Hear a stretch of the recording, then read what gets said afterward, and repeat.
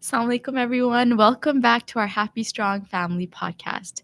Today, we are here with Sanna Padela and Victoria Qasim, and I'm so excited to be speaking to just like Ummah Maternal. And Sanna is an organically began doula who works supporting women with the knowledge she gained over the last 2 decades. She has a BSc in Midwifery, and as a mother of four, along with courses, she's taken reproductive health, lactation consulting, as well as her midwifery education. She has become equipped to assist women in their pregnancy and postpartum experience. She has experiences from placements in NICU settings, homes, hospitals, as well as overseas. She's currently working towards becoming a birth trauma counselor. Victoria Qasim is a DONA certified birth doula, holds a diploma in early childhood education, and is currently working towards becoming a lactation consultant. She felt incredibly supported during her pregnancies and birth, which included struggles with hyperemesis gravidarum, prematurity, and an NICU stay. Because of her personal experience, she knows the value and impact of supporting women, and she has a strong desire to assist women to feel empowered, well-informed, and surrounded by positivity during their journey. So I'm so excited. I'll hand this over to Victoria, if you can tell us a bit more about yourself. Yeah, sure. So I kind of stumbled across doula work unintentionally. I had a friend who needed support. Her husband, they were living overseas, and she wanted to come back to Canada to have her baby, but her husband couldn't come because of work commitments. So she asked me to be there, and I had just had my third baby at that time, so I couldn't say no. But it was something that was never on my radar to help women in that way. So I attended her birth. It was a beautiful experience, and the midwives there were actually like, "Hey, have you ever considered being a doula?" And I was like, "No," but now that you said it, like it just sparked this interest inside of me. Again, like my youngest was 5 months at the time. She actually attended the birth with me. She slept through the whole thing.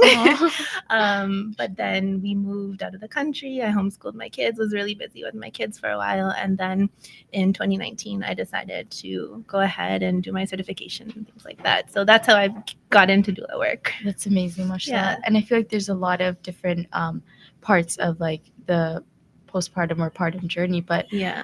You are currently choosing lactation consultant. Why is that specific? Why is that Yeah. the specific one you've chosen? Yeah, that's a good question. So I started my certification pre-COVID, then COVID hit, and I like to take a minute to acknowledge we have a third person as part of Ummah Maternal, Haleen. Yes. She's not able to be with us today, Yes. but she was actually the one, because I was in the midst of my certification when COVID hit, and I just completely gave up, and I was like, I can't do this. No one will ever have a doula because of the hospital restrictions and everything. So, but she continued to push me, and then I went ahead and I did it. And her and I, she really encouraged me to continue the work, including postpartum support. Yeah. And through that work, I saw there was a huge gap in care with lactation support. There were moms who completely gave up breastfeeding because they just couldn't get access to the support, especially during COVID. Yeah. So because of what I saw, I, really wanted to help women with that. So I decided to enroll at Mohawk. I did the education there, and I'm currently doing my internship at a breastfeeding clinic. Wow, that's amazing, mashallah. I didn't even know that there's a course for lactation consulting. Yeah. So, mashallah. Sanna, what about you? So, like Victoria, I also came about it very untraditionally. Didn't know that this is what I would be doing if you had asked me 20 years ago. Yeah. But my journey began when I was doing my master's in physiology. I did a lot of reproductive physiology courses, and I knew this is it. I had a strong passion for female reproductive health, and I wanted to pursue that eventually. Didn't know how it's going to come to that. And then worked in clinical research for a bit, had my 4 kids, took some time off. And then I was like, okay, what can I do that would still allow me flexibility with children being so young, but I can do something in female healthcare. And so like Victoria, I did that lactation consulting program through Mohawk. Yeah. It was 4 sessions, and I completed 2. And in the meantime, I had applied for midwifery, not knowing what are my chances or whatever. Nice. And so by the time I completed half of the LC program, I got into midwifery at McMaster. So then I finished my 4-year degree at McMaster. And after that, throughout that program, I should say, I had a lot of great experiences, got to work with women in the way like I had ideally wanted to, right? Like in reproductive health in that avenue. And I felt very strongly about having a Muslim presence in that field, because there was, it's still lacking today, but it's a little bit better today than it was 10 years ago. But then through that, I started evolving into other things. Ummah Maternal came about, like you mentioned. I have a passion right now to study birth trauma. Yeah. And while Ummah Maternal came about, there's opportunity for me to delve into some doula work. And so through that, I had opportunities to be a birth and a postpartum doula just in recent years. But I love it because it allowed me to do parts of supporting women that I did in a different capacity in midwifery. And so it's come like full circle. Wow, that's amazing. I love how you actually started from like wanting to work with females, but then you went to Muslim female and then you brought that together. Yeah, it's interesting how niche it became. Yes, and I felt like that just kind of organically happened through just the three of us like sharing ideas and just seeing the lack of resources and support within our community that we knew existed. And we knew that there was just an issue with women getting access to these or not even having the knowledge that this exists. But the three of us had been birth workers long enough to know that we can help our people. We know, like, we just had to connect the dots, right? And just to get them connected with the right resources. Yeah. And I think in terms of the work too, I was curious, like, when it comes to birth trauma recovery, is that like for the mother or for the baby or for both? Like, how does that work? Ideally, like for the family, people don't realize that even spouses, partners also get affected through, like, for put example, away the husband. Wow. Like everyone does. A lot of women, like a lot of spouses, it comes up like if they had to sit through a C-section, for example. This is something the family had not planned, and that's just one scenario where I could think of where it is a traumatizing moment because he can see a lot more of what's going on than she can. If she's under anesthesia or whatever, he has a different lived experience than she does. Exactly. And it does affect the whole family. But like you said, predominantly the mother. Yeah. And of course, there is trauma that is long-lived in infancy as well. And we all know that, if there's not a well taken care of mother, that does affect the whole household. So, I love that. Yeah. It's a very difficult field. The more I study, like there's been moments where I've just had to take a break because it's very heavy stuff. But at the same time, it's very much needed in our community. Exactly. Yeah. How did you how did you come together as a team? How did that form? So that's really interesting because we all had our separate journeys when it comes to birth work, but we were actually brought together through homeschooling. So all three of us were homeschoolers. And shout out Sister Nadia's. So we were just all homeschooling each other. We knew each other through Toronto Muslim homeschoolers. Amazing. Okay. So, and then we would just meet at play groups and field trips and stuff. And we were like, oh, we know Sanna has a degree in midwifery, so let's pick her brain about this doula client we have. Did you and Haylene, did you guys know each other from before? Yeah, all three of us. Oh, okay. Yeah, all three of us. Yeah. Well, yeah, we've all known each other through the homeschooling community. Her and I go way back from like when our kids were really small in the homeschooling community. Haylene came a little bit later, but again, we all just met through homeschooling, not birth work, but then we were all doing our separate thing on the side. And then we started to just bond over these experiences we were having with our clients. And then we would, meet at each other's houses with food and our kids and talk and cry and vent about what we were seeing and experiencing in the birth world. And then just over time, Ummah came to be. Lots of discussions about all the things that were needed in the community and how to address them. So it took a while. Lots of discussions. But we had no idea it was going to be what it is today because, like we said, like it was like women constantly approaching the three of us, and we're just kind of like, we have to do something at this point. Like, and it wasn't like we didn't want to, it's just we didn't know how to start, right? Yes. And it was just like we just knew there was an overwhelming issue in our Muslim community specifically. And we just wanted to tackle it somehow. So it took three minds to come together. And we're still learning and growing.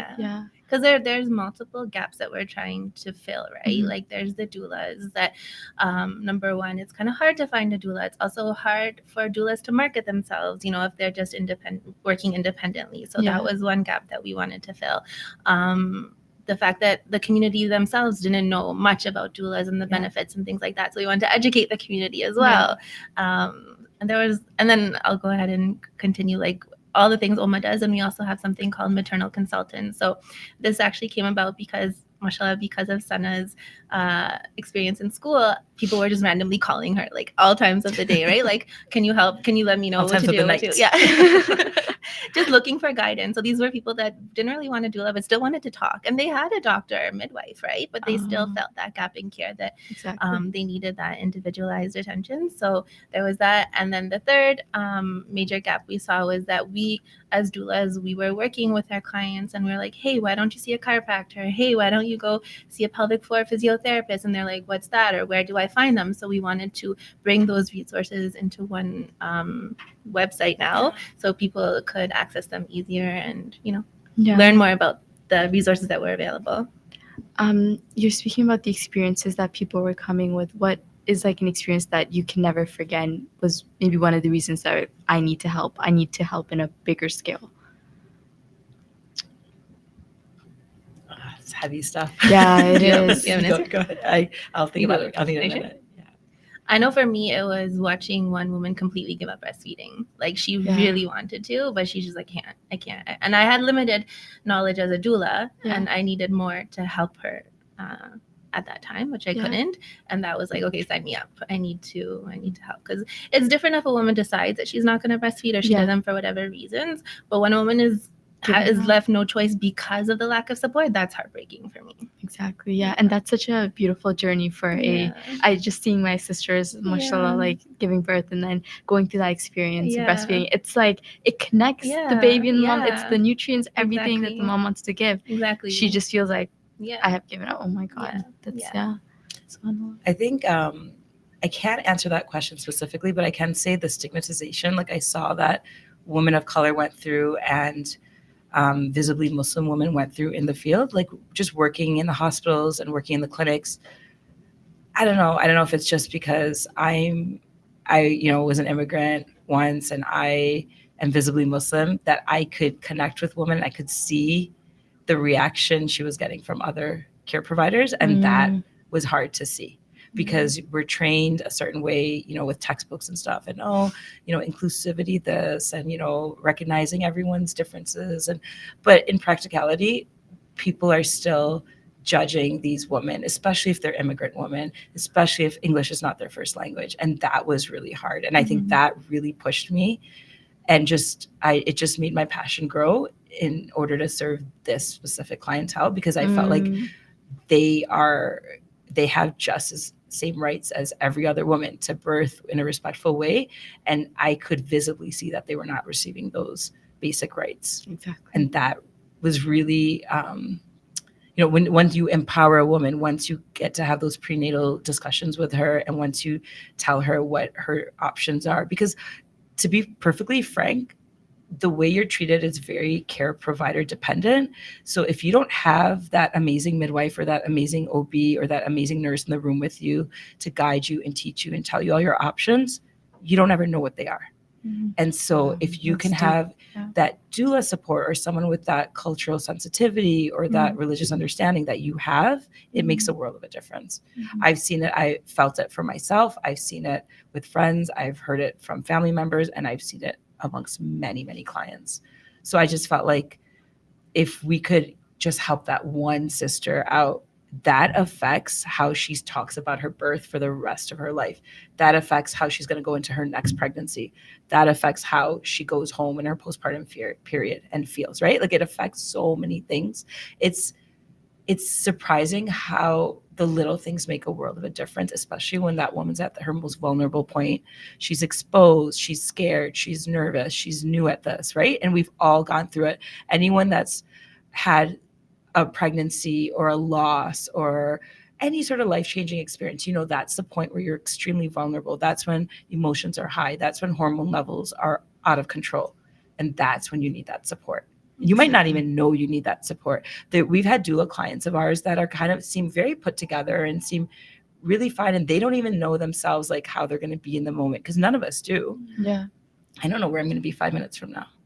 And so when they see how they are, and they apologize afterwards, like it'll be like at their postpartum visit, they're like, I'm really sorry that I was screaming, or that I was really like, my husband was telling me I was being really rude to you during the, I'm like, whatever, like I'm here to support you however you are, wherever you're at. Yeah, right. It's just, it's funny because we don't know how we're going to be in these moments, and it's really awesome to have someone with you that's by your side, that's going to advocate for you, do whatever they can to get you to where you want to be. Mhm. And we're not perfect at it. Like, we're just doing our best, but it's great to have a support person. I think it's important to understand how powerful words and actions are on women in that vulnerable state, because like yesterday we met someone and she was telling us her youngest was 17 or like, and so she had kids in her 20s, and the way she was talking about how one nurse said one sentence to her and she was livid. Like, this is 2 decades ago, but she was so upset, and she's like, can you believe they said this to me? It stays with you. Exactly. And it shapes your motherhood journey. It shapes how your kids are going to look at birth and pregnancy. So the opposite is also true, that we try to be that, the opposite of that we're just giving a little extra love, a little extra support, and that's going to also leave a lasting impression on these women. And wouldn't you say her passion was as if it happened yesterday? Yeah. Like, it's not something she forgot. Because you don't. In anything in life, Yeah. it's like the little things that actually add up, as you were saying. So it makes sense that even like the smallest cultural insensitivity that someone can provide for a woman will be equal to the harm that a cultural sensitivity can benefit to. So I totally understand that. I'm curious, like, from mainstream professional like midwifery and like doulas, like how are we bridging the gap to be more culturally sensitive? Like, where was the need, basically? I think if you're talking, let's say, for example, a brand new immigrant, it's nice to walk them through the process. Or even if someone that moved here from the States, like, our Canadian Ontario healthcare system is so different. So it's nice to even just give them a rundown of what to expect, how things are going to go, because even that's confusing if you go to a hospital website or if you go read someone else's blog, because like I said, healthcare is so dependent, provider, but also hospital. Yeah. So, I could have had my baby at Trillium and Victoria could have had her baby at Credit Valley. And even though they're both in Mississauga, our experiences might have been night and day. Wow. Yeah. So even depending on the day. Yeah. Some people have the same care provider and they will speak very differently. 100%. Yeah. And so, sorry, to go back to your question about how can we bridge the gap, or like what is it? Like, I guess my question is, where are the gaps within mainstream, like, professional, just understandings of, okay, like, there's a gap here for cultural sensitivity, but what is it? Because my expectation is, as you were saying, like, in the courses, in the programs for lactation consulting, for midwifery, they will say, okay, well, you need to be culturally sensitive. They'll have a topic on it. But how is it that's not getting carried over? Yeah. I think before the cultural sensitivity is just generally healthcare providers are very overburdened, right? Like, they're working crazy shifts. They have multiple patients. They have a lot, and they've seen a lot worse than we have to, because we see less, therefore we see less trauma, generally speaking. So the way they practice is very different, right? So they kind of almost look at moms like a number. Like, it's just, they're going through the system. Whereas when you have a doula, it's very personalized. You're with them the whole time. It's just comforting to have someone that knows you, that's met you through your pregnancy, right? Sometimes nurses, like, you've just met them for the first time and all of a sudden they're involved in a very intimate part of your life.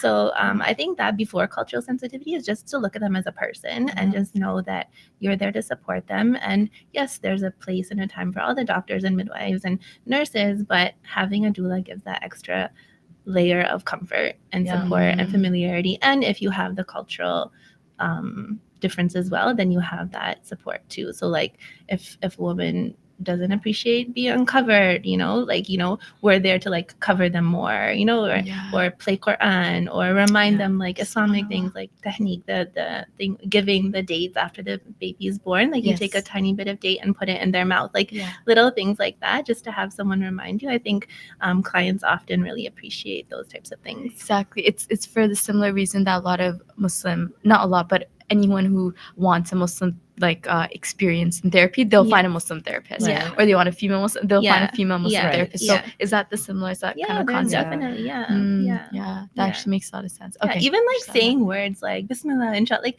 those little things are extremely comforting in times like that, right? Exactly. Like you can do this, say your du'as, like or just Allah is gonna help you. Like those little Get through things this, really yeah. go a That's long way. beautiful, mashallah. So it's a Yeah. Muslim-centered experience of birth. Yeah. Oh wow, I And did we not know it's understand that possible. all our clients are also coming with different levels of religiosity. Yes, So yes. and that's why we get to know them prenatally as well, right? Mm. Because then we gauge how are we gonna support them during the birth. Exactly. That's awesome. So I see it as more of like a personalized experience. Yeah, exactly. Yeah. Versus I feel like with doctors, like it's not that they're doing something wrong by numbering people off, Yeah, it's just but their that's profession. their job. Yeah, Exactly. yeah, That's how it's yeah. been cultivated in the Yeah. society.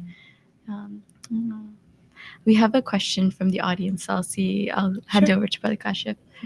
Yes, Jazakallah khair. So usually we don't interject with questions this early, but I think it's important to set things up a bit. Yeah. So the question is, what's the difference between a doula and a midwife? Sorry if I missed it, joined a bit late. Yeah, that's a great question. Oh, I can take this one. So a midwife is a specialized healthcare provider that does what we say normal and low risk. In Ontario, it is covered by your OHIP. So just like a family doctor or an OB would be, midwifery care is fully covered by our tax dollars. And a midwife would deliver you at home or hospital. They're the clinician, so they're the most responsible person in the room. They're there to deliver the baby, to provide prenatal support the months that lead up to the delivery, and to provide care for 6 weeks postpartum. A doula, on the other hand, is a support person that provides more of the emotional support, the physical support. Doulas also, most doulas also have prenatal visits with you. They're there to support you during the birth and especially the time leading up to the birth, and then also postpartum. The difference is mainly, so the midwife is doing the clinical bit and the doula is doing the non-clinical portion. Both are very, very important for a woman at this time. As, for example, I did the Ontario Midwifery program, so we were trained as well how to support a woman, but we all know that it's not always practical if there's other things happening, if there's other concerns. If I have my midwife hat on and I'm tending to a woman who has a lot going on, I'm checking her blood pressure, I'm concerned about these numbers, I'm looking at the monitor and all this, it's so amazing when there's a second set of hands in the room, be it her partner, her husband, a doula, a mother, anyone else, and specifically a doula. Like if a doula is there, my, not anxiety, but my level of comfort is so much more at ease knowing that I'm not having to also fill that hat, because the way midwives are trained is very different than an obstetrician. We're also trained to be, we're also that nurse in the room. We're that support person in the room. We're the clinician. And so you're doing a lot as a midwife. Now, when you have that doula in the room, you feel so much more at ease. You know that is someone that the client has hired themselves. So they have some sort of relationship with them. They have a trust factor right there. And so you're basically more at comfort knowing that the client is in great hands, and you can both now do your job. Like if you are more concerned about the clinical stuff, you can focus more on the clinical stuff when you're the midwife. And the doula, she's doing everything she can do to make that woman comfortable, to make that woman happy, to make her experience amazing, right? Like she's got her specific niche. She's not worried about hemorrhages. She's not worried about IVs or blood work, or right. So it's nice that you have that extra person. Not everyone has the luxury or the benefit of having a doula in the room. I've seen it enough now to know that I think I would highly recommend it for anyone that can get one, because I've seen what ease it causes in the room in general. The nurses then are also more at ease, the L&D nurses. If you have an OB, not a midwife, they're also more at ease knowing that that you have someone constantly that's there specifically for you. Exactly, yeah. And it goes to show the importance of the mental physical connection. So when a woman is feeling in a better mental state, her birth will go better. She will progress better. So when a doula is sitting there and like, listen, what are you afraid of? Because sometimes a woman just has this one fear that she's really dwelling on, and literally talking through that during the labor can help. Like if she's able to shed that, address that, let it go, then her birth will naturally progress. So it's just everyone works together really beautifully, hopefully with the mother's well-being in mind. Yeah, I remember when I was present for my sister's birth, and so I had arrived, and the doula she came at around the exact same time.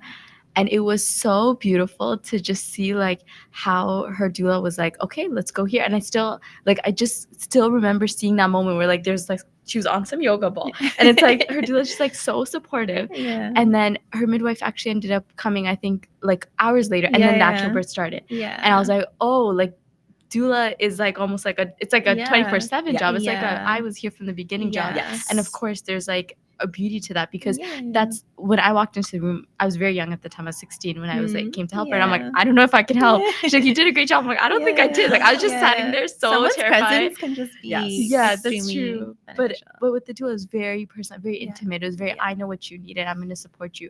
And I don't think everyone can even feel comfortable if they've never done it before to hold a woman in that position. I definitely at that age couldn't. Maybe now I can't say the same. So I think it's so beautiful that like the way that, and when the midwife came, she came with all her like the IV and the blood and all of these things. And I feel like you guys work together in such a beautiful way, mashallah. It kind of reminds me of like sometimes people are like, oh, I have my husband, and some husband like, okay, let's backtrack. Okay, husband, whole separate podcast. Husbands play a unique role, and so do doulas. They can work beautifully together. So a husband brings that familiarity, that love, that comfort, things that I can't do for a woman, even if I've known her for her whole pregnancy, right? Yeah. And a doula will bring her experience, her knowledge, her expertise, and they work beautifully together. Like, you know what I mean? So if a husband is there holding her hand, like, we hold many women's hands, but sometimes a husband's hand holding is going to be better than a doula's hand holding, right? So we work together, right? It's not that you need one or the other. Like having a birth team is really beneficial. It's not like just hire a doula and forget about your husband, or just have your husband. You don't need a doula. Like everyone's situation is different, and the more support, the better. Yeah. To go off of what Victoria said, like hands down, all the research shows there's so much statistical data that will show to have a support system at your birth and throughout pregnancy will definitely give less interventions in that birth and will make the birth go better. Yeah. And I don't know anyone that would say otherwise. Yeah. Yeah. It just makes a huge difference. Yeah. I know off air I was very curious about the program, the midwifery program. So what are your thoughts, or like how was that program? Because I was telling you I was so excited in my life at one point. I was like, I'm gonna apply. Then I ended up doing psychology, but I've never met a female Muslim, like a Muslim woman who's actually done the program. For sure. It's a 4-year degree. It's a bachelor's degree. It is an intense program. When I was in the program, I believe it's still the same. There's 90 seats in Ontario per year. And so they like to graduate as many as possible because there's, as you know, there's a huge shortage of midwives in Ontario. Every clinic that you call has a wait list, right? It's really hard to get a spot. When I say it's an intense program, it is something that's not conducive to having like a normal family lifestyle. Again, all birth workers will say that birth work in general, you are doing a lot of shift work. You're doing a lot of unusual hours. You're getting called at 2-3 a.m. and being expected to run out the door, right? And so I had lovely experiences. I worked with a lot of great people. I learned tons, had some amazing placements, but it's definitely hard on your body physically. It's hard on you mentally. It's hard. I have 4 children, so it's hard on family life. Like these are things that you do need to keep in mind. Anyone that applies, I would say definitely we need a lot more diversity in the field. It's started, midwifery was regulated in Ontario in 1994. And so it's a predominantly white dominated field, and only in recent years have more minorities been in the program. Definitely need more diversity in healthcare in general, but I caution every woman that goes into it because it's definitely a difficult lifestyle. I'll leave it at that. Yeah. And it was funny because as she was finishing up her midwifery degree, I was finishing up my doula certification. It's a huge difference in workload and everything. But my husband's like, oh, so now that you're done, you're a doula. Like, are you going to become a midwife? I was like, no. Because I get all the beautiful parts of yes. No, but I get all the beautiful parts of supporting women in their birth, right? Without the huge liability, the like how you're saying, all the clinical, the paperwork, all that, and having so many, like I can pace myself with work, right? Like I'll take 2 clients a month, and that's good because if I'm on call for like 10 women in 1 month, I can't do that. You can't, especially raising your own kids. I think that's the beauty of a doula. It is something most doulas do this work on the side. Yeah. So this is something that allows you to maintain a family a healthy family lifestyle, and you can make your work as intense as you want, or you can do as little as you want. You could do 3 clients a year. You could do a client 3 in a month, right? Like you get to call the shots. With that said, we never know when birth is scheduled. It's always like you still have to be on edge at times, but not anything but not close like to working midwifery. when you're committed to a clinic. And if you're working as a midwife, it's a different lifestyle altogether. Well, yeah, that's helpful. I really appreciate the question from the audience. It sparked a really beautiful conversation. Yeah, for sure. I'm curious about like your events because much as I know you are the social media coordinator. I try. You do such a great job. I Thanks. see like stories as well because I follow you through my sister's page. So I'm like, oh, cool. So how which event was your favorite and how did it impact you? Well, we're actually at an event right now. The Ramadan Expo is happening as we speak. Haylene is manning our booth right now. Oh, at this one, I did at this exact moment. So it was Friday, Saturday, Sunday, Monday, the whole family day weekend. Wow. So where does the expo happen? It's at International Center and in Mississauga, right by the airport. Yeah. So we committed to you guys first. We were super excited to do this, and then we committed to that as well. So we're divided and conquered. Nice.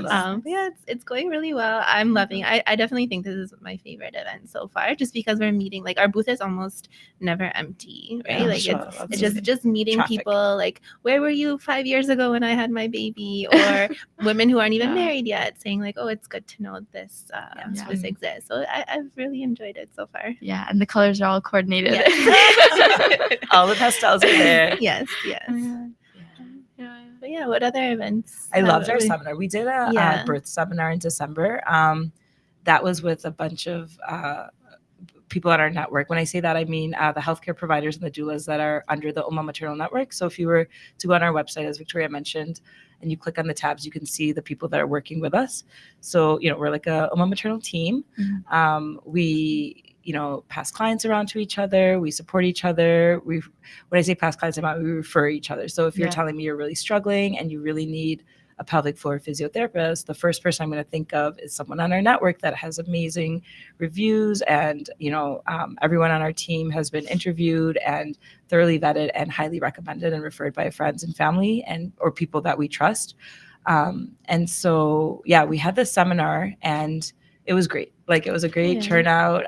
Women really benefited. The speakers just had a wealth of knowledge. Like I felt like I learned stuff that I hadn't even been taught like in 4 years training, right? Formally. So it was really, really good. Great food, always food. It's very important at all our events. And it was just great to have these women come together. And like Victoria had mentioned at the expo this weekend, we're having a lot of women come up to us. Where were you 5 years ago? Where were you 2 years ago? Where were you when I was pregnant? Right? Like we see, like we thought this when we first started, but we're hearing it more and more and more, how important it is to have organizations such as ours to cater to our population, because there are so many needs. Like, for example, you'd see a lot of Muslim therapy organizations popping up now, and it's so needed, right? Like where were these organizations 30 years ago? Exactly. We didn't just now start having problems. Like, and when I say therapy, I don't mean to equate it with problems, but you know what I mean? Like like we should always be taking care of our mental health. We should always be taking care of issues we have, be it with like personal issues, family. And you think like, oh my God, where was this Muslim therapist when I needed them 30 years ago? And so just like that, we organically also came about because of the need. And when we hear women say this, like we just feel good. Like we're like, okay, at least we're here now. Right. Exactly. Inshallah, going forward, we can be there for the next generation of women that are going through this phase. I also wanted to just touch about briefly.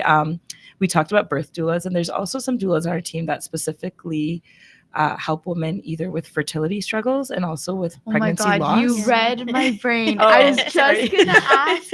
That's crazy. I was literally just gonna ask if there's any form of support for people who are struggling to get pregnant. And so on that note, also women that have had pregnancy losses, right? Like miscarriages are very common, I would say, not abnormal at all. And so we have doulas on our team that specifically specialize with that, which is a great niche. We had an event 2 weeks ago specifically for fertility and loss support. Yeah, people from our network. Exactly, because I feel like a lot of times when we think about birth, it's the concept of someone who's pregnant and Yeah, someone who's like on the exactly. journey with Yeah, their baby, yeah. and they're, of course, like that's amazing. Yeah, At the yeah. same time, there's so many women who Mhm. are doing a birth journey outside of actually being pregnant yet, Yeah. or even like struggles of whatever struggles Yep. people that have like from before. It's like I think that's so like helpful Yeah. that the team can also help people who are struggling with birth, and like couples as well who need Yeah. that support. Yeah, I want to highlight Yeah. that there are those type of doulas as well. So Exactly. if you're, considering doula work or you're passionate about helping and supporting women, don't think you have to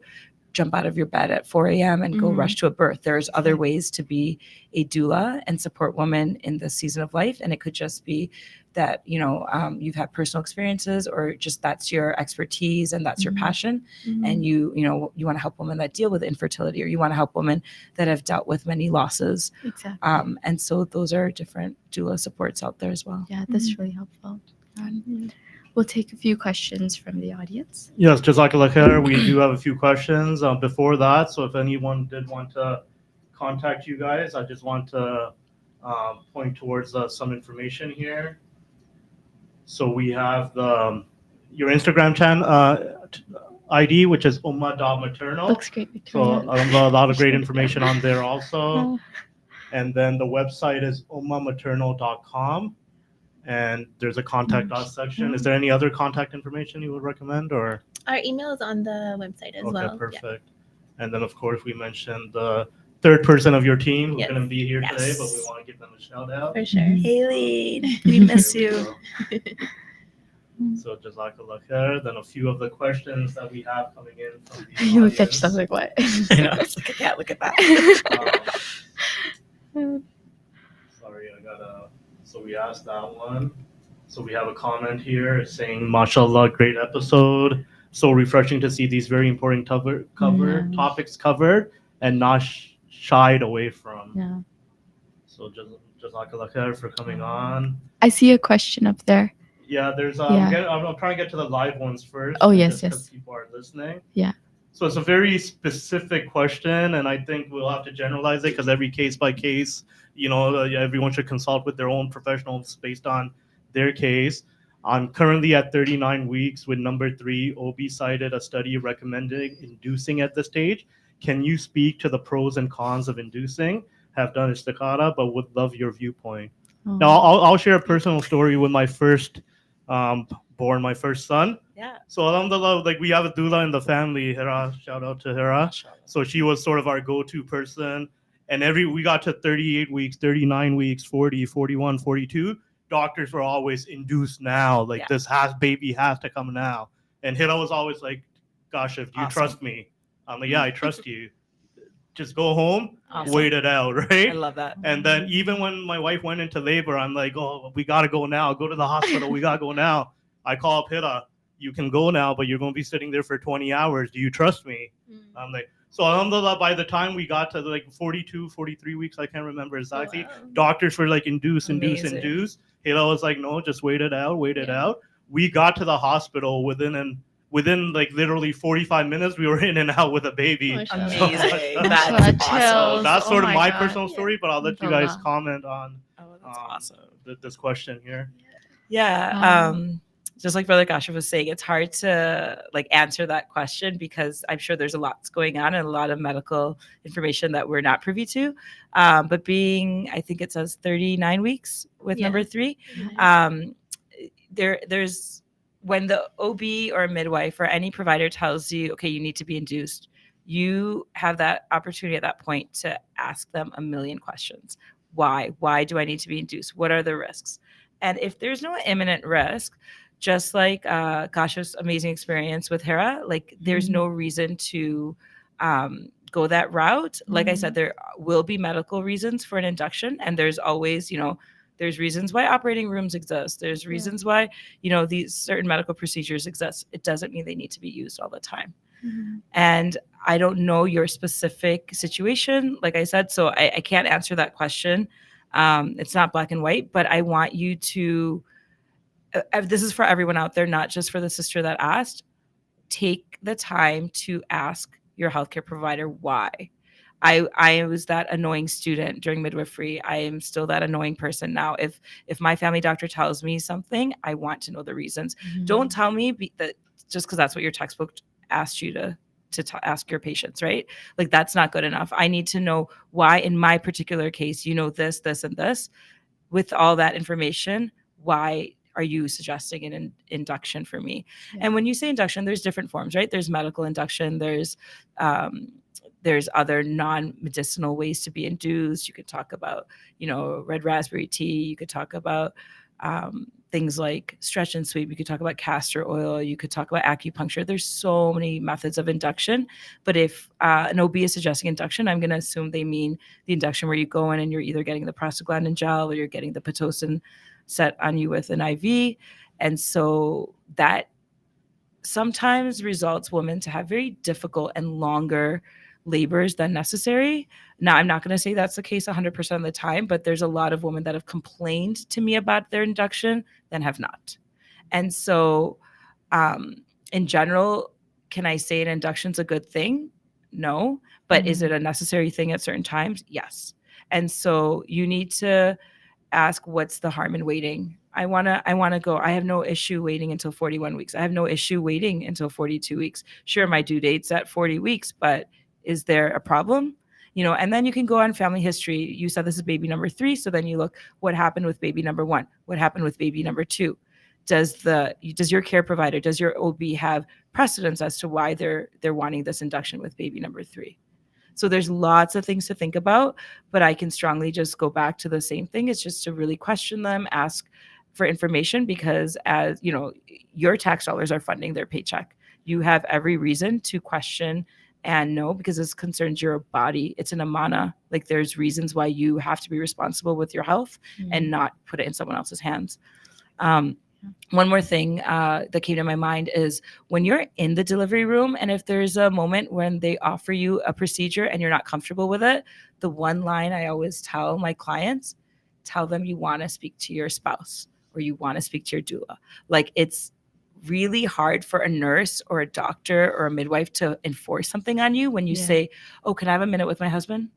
Oh, we need a few minutes to chat about this. And they'll usually respectfully leave the room and come back a few minutes later. Don't ever feel rushed into a procedure. Yeah. It's really important that those decisions come from within you and they're not enforced upon you. And I think that, goes a lot with how then you see your labor pan out and how you see your postpartum go and how your pregnancy and basically like how the beginning stages of motherhood start out. Because if you felt like you were forced into a really bad decision during the labor, you hold that in you, and that affects how you are a mother in the very early years. It could trickle down for years, but it definitely affects your postpartum period. Exactly. We've seen that over and over again. Yeah. I think that's so interesting, because a lot of times with medical professionals, everyone's like right away, like, you need to follow what they're saying. If they're prescribing the antibiotics, if they're prescribing this, if they're prescribing that, don't even think twice. Take all the medication, take all their advice right away. And it really gets rid of what you said of but the questioning and the why, and this is my body, why am I going to be doing this? And then even that concept of the textbook answer, right? I remember sitting with my doctor at one point and I was like, wait, what is this? And she was Googling something. And I'm like, hey, this is something I do at home, and my doctor does that too. She's like, I've never seen this. And she Googled it. I'm like, that really really made it so real and it was such a beautiful experience, because I'm like, they're learning just as I am. They're humans too, right? Exactly, they're humans too. So as you're saying, it's okay in that moment if someone comes and says, you need to induce your labor. It's not, it's relax. It's a trust factor. Exactly. Don't think of them as all knowing, because at the end of the day, they might just be going with what they're used to doing. And you might be that one-off scenario that needs a different type of care. Exactly. And you can find that. Yeah, they'll also have their preferences, right? We'll have clients who had the exact same situations, but the care provider did different things to them, right? We'll have clients who go over 41 weeks and midwife's chilling. She's like, but then we'll have clients who are in their 37th week and midwife is already talking about induction. Yep. So it's very interesting to see the difference of opinions. Yeah. I'm curious, why is there, I didn't know that there's this concept of weeks. How does that work? Is there a certain week that people think? So your due date is at the 40th week. Okay. But on average, a woman can go into labor 2 weeks before or 2 weeks after. So there's like pretty a due month, like Yeah. a 4-week Yes. period, right? Wow. But we're very fixated on numbers in the society. So it's like once 100%. that day hits, or even before that day hits, the time is ticking. that must be so anxiety-inducing Yeah, for for someone sure. to be like, oh my God. Yeah, I remember, I yeah. don't know where I learned this, but it's like never telling you when your due Yes. date. Just give Yes. like, yeah, Yes. inshallah in May, not Yes. May Well, some 7th. women do that. Yeah. And at the 37-week mark is when you're considered full term Oh, in like the medical textbooks, right? And so if you deliver before 37 weeks, the baby is considered premature. So if you were, for example, with midwifery care and baby came at 36 and 5, you're now a transfer of care to OB. yeah. And most probably baby might end up in NICU based on development. Not 100% of the time, but yeah, anything after 37 weeks is considered full term and healthy, and baby has higher chances of viability. But at the 40-week mark is when everyone gets really nervous and agitated, and and like Victoria mentioned, some midwives are like, oh, what's the big deal? Like, we're cool. You want to wait? We're good to wait. Yeah. Whereas you'll get like a newly trained doctor or a midwife who are like, just no, this is what the textbook says. This is what the numbers say. The statistics show this. Because if you don't have a lot of experience under your belt, if you haven't been doing this for 30, 40 years, Yeah. you are going to be uptight. It's just Exactly. natural, right? You're going to be like, oh, I don't want to go against what the hospital policy states, or you're not at, you don't have the leisure of taking these risks. I'll call them risks. They're not really risky at all, but they would be considered risky in the hospital environment. Yeah. Yeah, we got Sister Hiba joining the conversation, who's been on our guest a few times, and mashallah, she's a doula also. So she wanted to add that I always say that if it were a life and death situation, they wouldn't give you an option. They would immediately rush to 100%. save your baby's life. That's very true. And we've seen It's very that there's an emergency C-section, and then once they convince the mother that you're going to do this, then they take their sweet time. I'm doing paperwork and like, oh, they're just going to go. And we're like, if this was really an emergency, they'd be... Exactly. I would say, 100%. and having attended over 75 births now, I would say an actual imminent situation where it was very precipitous and there was a very acute emergency, I've seen like once in my entire, and I haven't been in this field forever, but just with statistically, like when something is really risky, and then, or they're calling you in for induction, they're like, no, placental insufficiency, placental is not growing properly, you've got to get this induction, you get to the hospital and you're there for 2 days because there's a bed not, and you're like, I was scared into rushing over. I was scared. I barely packed my hospital bag properly because I thought there was like this imminent danger to my baby, and they're just chill. And so it's frustrating. These moments are very, very frustrating for. And our C-section rate is way too high. This could be a whole other podcast, maybe with him as we well. have 3 now. We Yeah. have 3 that we're gonna be doing. The C-section rate is way too high. Like Sanna said, there are definitely times where it is needed, but it's not needed as much as it's performed nowadays. Yeah. So yeah, just like we got a lot of questions, some comments too. Yeah. So someone saying very relevant programming, mashallah, really appreciate it. It is rare to find this kind of programming. Most masjids, etc., offer 101 abortion, importance of making dua, etc. These topics are what we face every day. Jazakallah. Yeah, not to say that dua is not important. Obviously, like I strongly recommend, like get your father to make dua, be praying constantly. Like everything at the end of the day is in Allah's hands. Don't put that reliance on the healthcare provider like we would to our Lord, right? So always keeping that in mind. For sure. So we got Rafia Salim saying, so proud of you both. So, Rafia, maybe this is too much information, but it triggered a question in my head that I'll ask. So your thoughts on sort of home birth, because I know Rafia has had, I don't know, one or maybe a few home births. So, my wife always follows, she knows Rafia, she's our cousin. So she follows like sort of, hey, Rafia had a home birth. It's our turn to do a home birth now, maybe, right?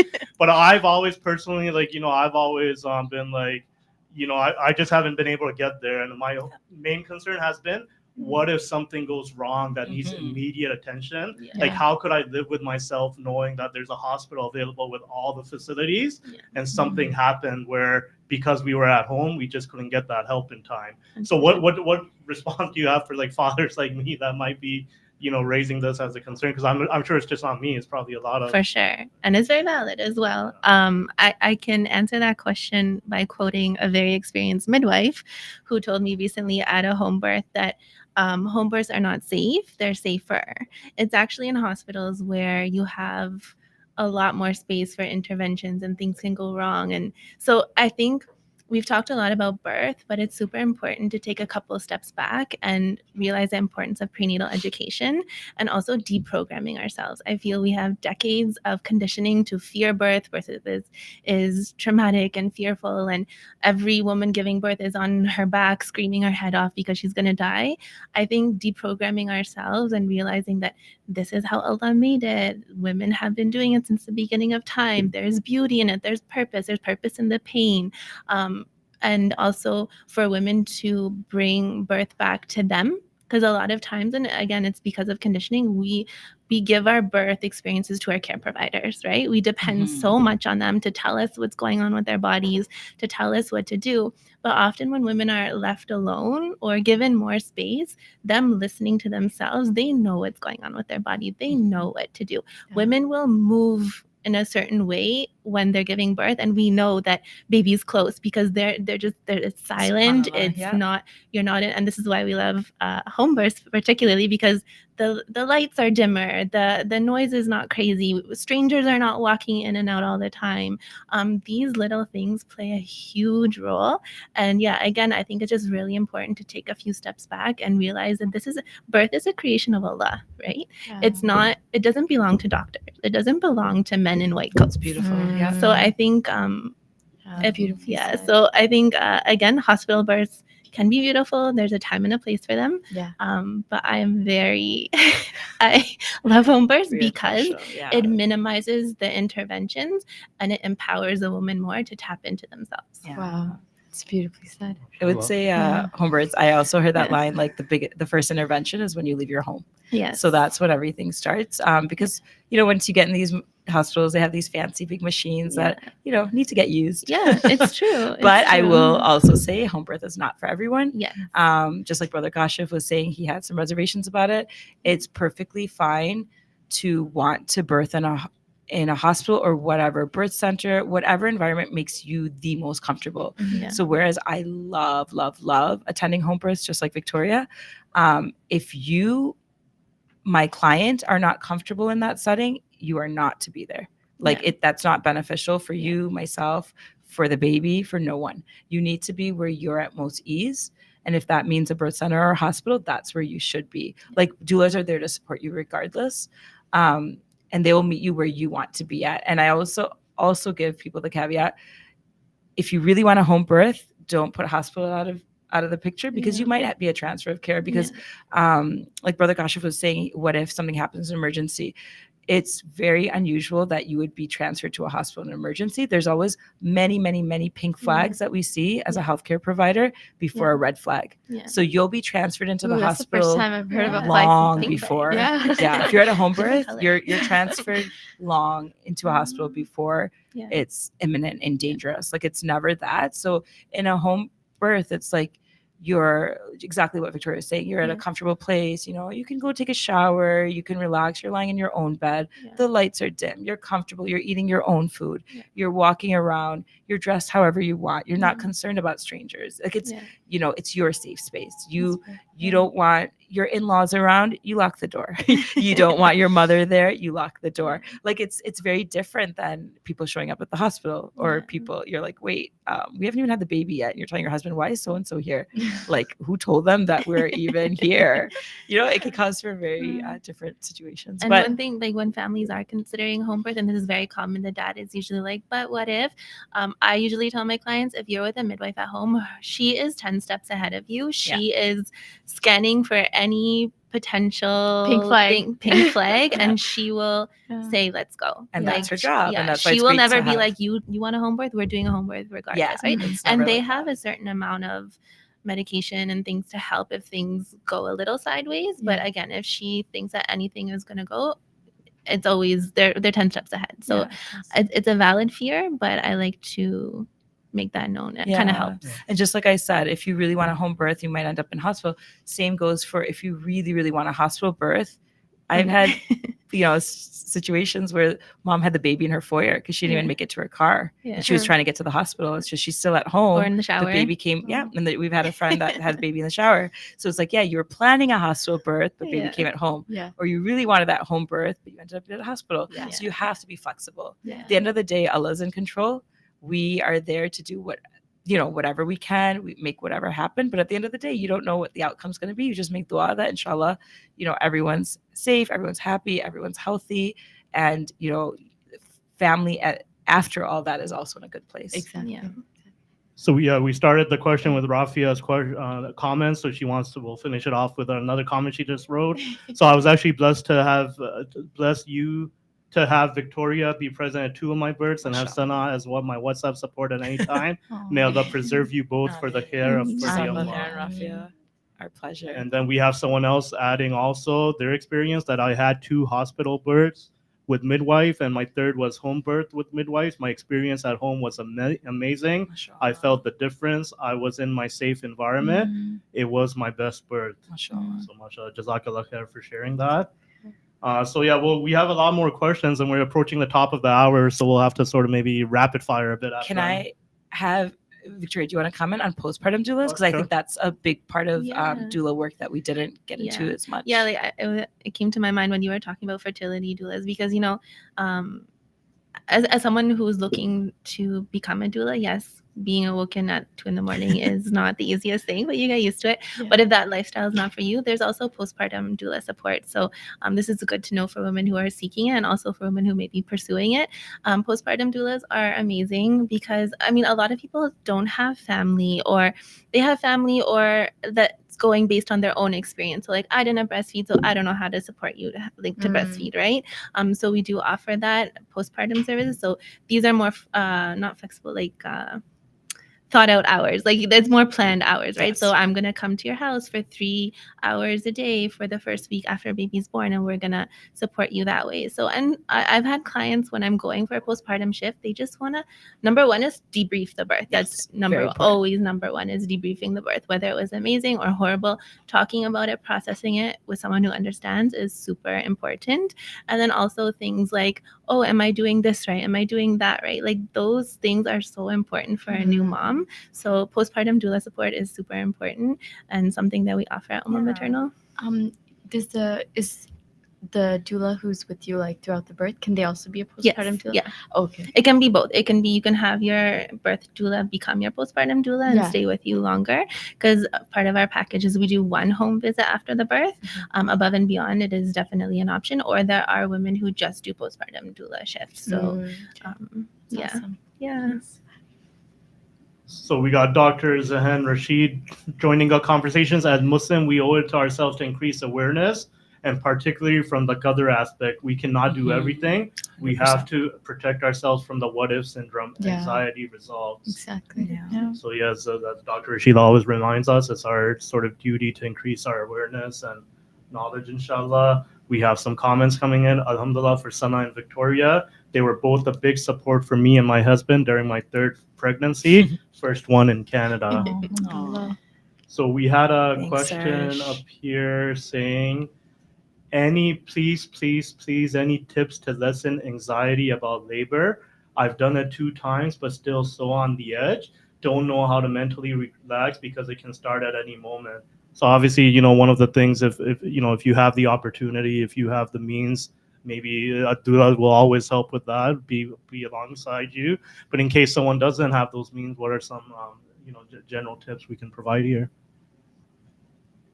I was just going to say, with anxiety in particular, there's lots of alternative resources out there, be it an alternative provider, for example, acupuncturist or a homeopath, naturopath. They always have a great toolkit for anxiety in general.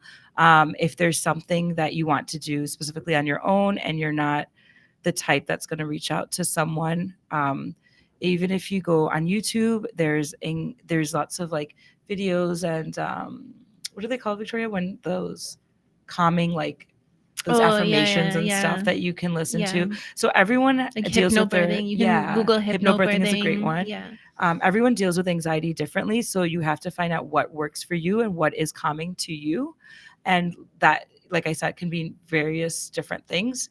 So there's lots of different ways out there, but it could be journal writing, it could be watching lots of positive birth videos. There's a lot of negative stuff out there, so that I wouldn't recommend for those that struggle with anxiety in general and have they're anxious specifically about childbirth, because a lot of people share the horrible stuff. Yes. And we need more people to talk about the great things. So find what works for you. Like, there's lots of healthcare providers. Even if you go to our website and you go under healthcare providers, you'll see we have a great team. Sorry to put a little plug in there, but there's lots of different healthcare providers that I hadn't thought of, when I was having my kids. And just to know that there's lots of resources. You touched on a great one. Hypnobirthing is something that has worked great for a lot of people. It's not something that I know much about, but I know that it has had great effects. I think validation is super important. Sometimes we think like the first birth is the scariest, but I have seen many women, the other births are more scary because you know what to expect. So like this sister was saying it's her third birth. So validating that, yes, it is difficult, it is hard, it is scary. So like allowing yourself to feel that, and then trying to shift your mind to, okay, this is, again, birth is a creation of Allah. I can do this. I've done it before. A lot of being aware of what's going on in your mind, the self-talk that's going on, and talk to yourself like you would talk to a friend. I tell my clients that sometimes, right? Like, just be nice to yourself, be kind to yourself, acknowledge, validate, and make a lot of dua, as Uncle was saying. Yeah, 100%. Yeah. Jazakallah khair. We have a live question here also. What can you recommend for women to get pregnant in future? Any steps they can take to increase chances of pregnancy and having a healthy pregnancy? Wow, that's a good question. It's a loaded question. Yeah. I would direct it to one of the fertility specialists yeah. on our team. I don't feel confident answering that question. I wouldn't want to give any misinformation. Yeah. Like I said, that's a loaded question, Yeah. and there's a lot to it. Being emotionally, mentally, physically well before you do conceive. I think that's really important. It definitely would make for an easier pregnancy if everything aligns great, right? And that could mean doing work for a few weeks. It could mean doing work for a few months. But inshallah, there's great professionals out there that could assist you. Yeah, fair enough. A lot of these questions aren't meant for podcasts, so we shared the contact information on my service, ummahmaternal.com. So you were saying you have some fertility specialists that you can connect with and stuff. So inshallah. So here's so any general advice, motivation, success stories about older women and pregnancy? I am 37 and not married yet. Duas. So yeah, we pray that Allah makes it easy for the sister and grants her, righteous spouse and children. But any, like, are you, because one of the topics we discuss a lot on the show is that people are getting married a lot later and later. So that probably means people are getting pregnant and having children a lot later and later. So in general, like, have you seen, like, for maybe older, like, I don't know. Just like Victoria commented on, the society is obsessed with numbers. Medically, 35 is when you're considered AMA, or advanced maternal age. That is not something women like to be labeled as, especially when you're like 35. You're like, what? It's silly, in my opinion. Do certain things increase and do certain risks increase with age? Yes. But do women have very healthy, wonderful pregnancies when they're 40, 41? Yes. So it's not to say that it's impossible. It's maybe certain things are going to be more challenging. I know at my age, I'm more exhausted than I was 10 years ago. So obviously, naturally, with age, there are different challenges. There's also a lot of wonderful things that come with age. You're wiser. You have more knowledge about certain things. You're more apt to educate yourself on specific topics that you might not have. I know for myself, I know a lot more than I did when I was pregnant with my first, and that's just because experience and time and age and knowledge came later. And so don't be discouraged by your age, inshallah, like Brother Kasha said, may Allah grant you a righteous spouse and may Allah grant you righteous children. And to know that if there were challenges and there were struggles, alhamdulillah, we are at a point in education, in history, where we have lots of resources and supports out there that we didn't have 20 years ago even. So, make lots of dua, and inshallah that's written for you in your future. And it may not be, but if it does come to that, just know that if you do have challenges, and you may not have any challenges at all, but if you do, there are lots of supports and resources now. Exactly. That's a conversation I was having with my friends recently, where we're like, they've really made like 35, like that's it. It's sad. And it's very discouraging. Exactly. And literally just this year, I found out that no, you actually can. And like, I'd never put those ages together when I saw people getting pregnant. I'm just like, oh, 35 is like cut off. Like, that's it. Something happens after. It's as if our eggs disappear. Exactly. They're still around, guys. It's such a huge And if you look at other cultures and the other parts of the world, women are getting pregnant. It's a common thing. They have big families. They're getting pregnant later in life as well. For example, European culture, they've always had smaller families and always later in life. So it's not to say that that's encouraged or that's a recommendation, but it happens. Like, it's just a part of life. Way of doing it. And the way society is structured today, women are getting married later. Women are getting pregnant later. So, I mean, I feel like those numbers will get changed. Research is very, very slow to change, even though things get implemented. For a research paper to come out takes years, sometimes decades before new data is published. So I'm sure there's many studies going on that even as we speak about the chances and of the likelihood of conception and, fertility in advanced age. So and we make dua at the end of the day. It's on all those hands. So alhamdulillah, we have another, I guess, client here showing some love. Victoria was my last doula in my last pregnancy, and it was such a great experience. I felt so supported, and it definitely played a huge role in making my birth and postpartum experience easy. Alhamdulillah. Mashallah. Jazakallah khair for sharing that. So we'll ask one more question. I think the rest of them were sort of answered during the natural conversation, but there was one that came in through Instagram that I'll ask here.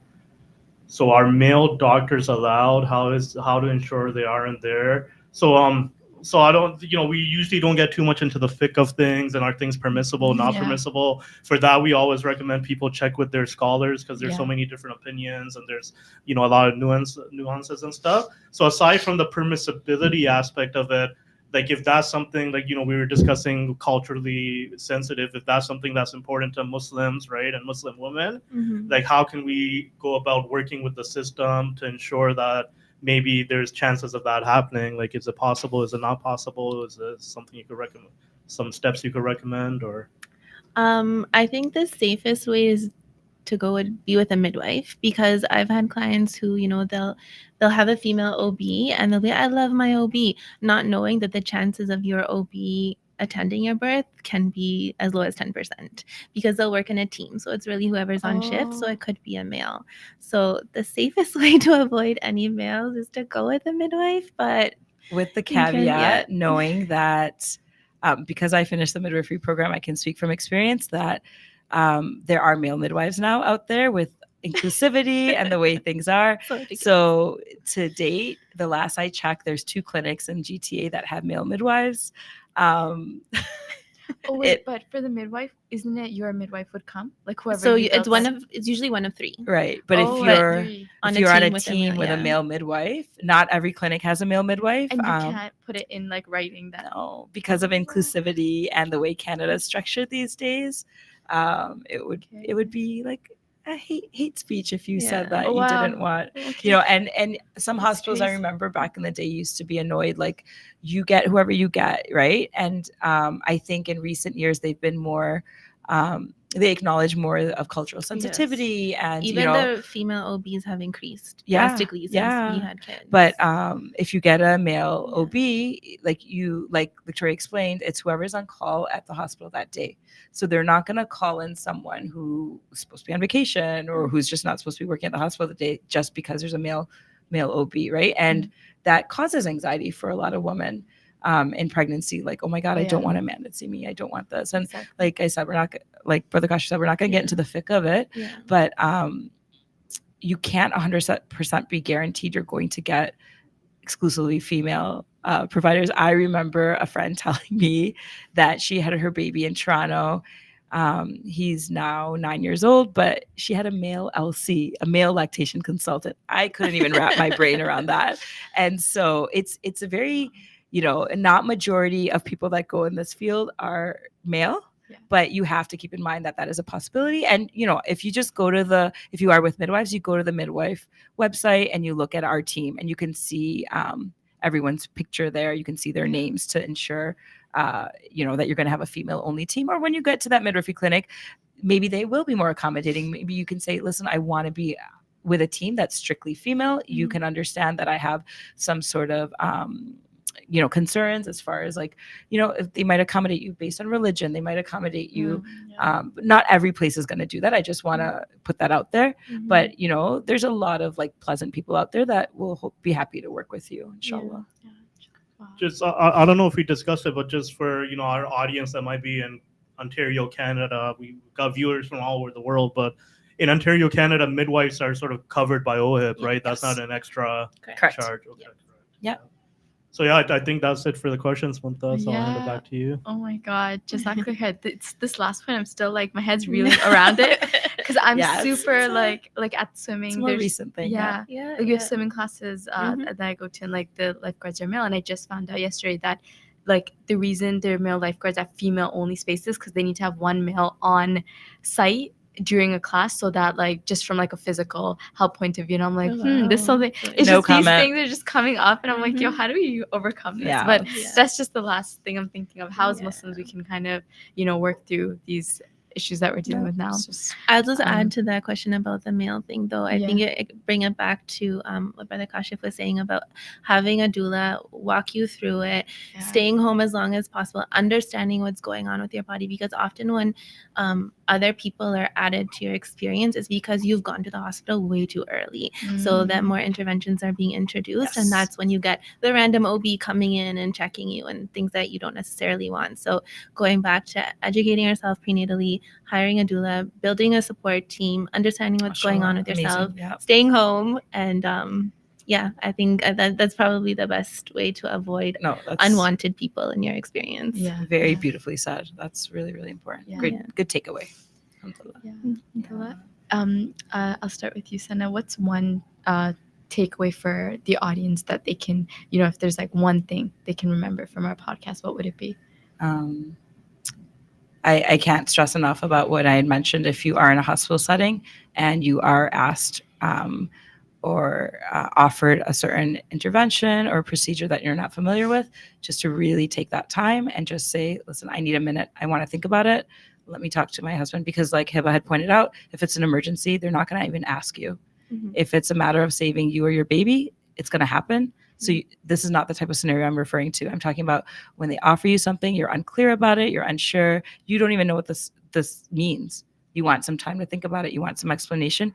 Take that time. Mm-hmm. Demand it. Say, I would like 2 minutes to talk to my husband. I would like a little bit time to go over this with my doula. Mm-hmm. They, hopefully they have compassion and you're given that. Okay, exactly.